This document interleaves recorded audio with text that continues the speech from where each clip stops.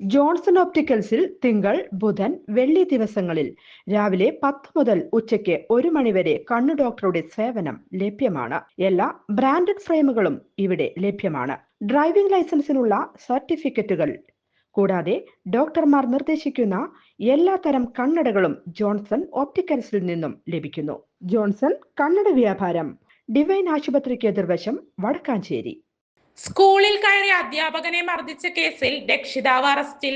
ശ്രീനാരായണപുരം പോഴങ്കാവ് സ്വദേശി ചെന്നറ വീട്ടിൽ Dhanesh 40-നെയാണ് rural SP കൃഷ്ണകുമാറിന്റെ നേതൃത്വത്തിൽ അറസ്റ്റ് ചെയ്തത്. Pozhankavu saint George mixed LP സ്കൂളിലെ അധ്യാപകൻ ആല സ്വദേശി തയ്യിൽ ഭരത് കൃഷ്ണ 25-നെയാണ് ധനേഷ് മർദ്ദിച്ചത്. തിങ്കളാഴ്ച വൈകിട്ട് 3:30ഓടെയായിരുന്നു സംഭവം. ധനേഷിന്റെ മകൻ 4ാം ക്ലാസ് വിദ്യാർത്ഥിയാണ്. തിങ്കളാഴ്ച സ്കൂളിലെത്തിയ കുട്ടി അധ്യാപകരോട് പറയാതെ വീട്ടിലേക്ക് മടങ്ങിപ്പോയിരുന്നു. സ്കൂൾ വിടും മുമ്പ് പോയ വിദ്യാർത്ഥിയെ അധ്യാപകനായ ഭരത് കൃഷ്ണ വീട്ടിൽ ചെന്ന് സ്കൂളിലേക്ക് തിരിച്ചു കൊണ്ടുവന്നു. ഇതാണ് ആക്രമണത്തിന് കാരണമെന്ന് പോലീസ് പറയുന്നു. വൈകിട്ട് സ്കൂളിലെത്തിയ ധനേഷ് ഓഫീസിലേക്ക് അതിക്രമിച്ച് കയറി അധ്യാപകന്റെ മുഖത്തടിക്കുകയും തള്ളിയിടുകയും ചെയ്തു. കൊലക്കേസ് ഉൾപ്പെടെ 4 ക്രിമിനൽ കേസുകളിൽ പ്രതിയാണ് ധനേഷ് എന്ന് പോലീസ് വ്യക്തമാക്കി.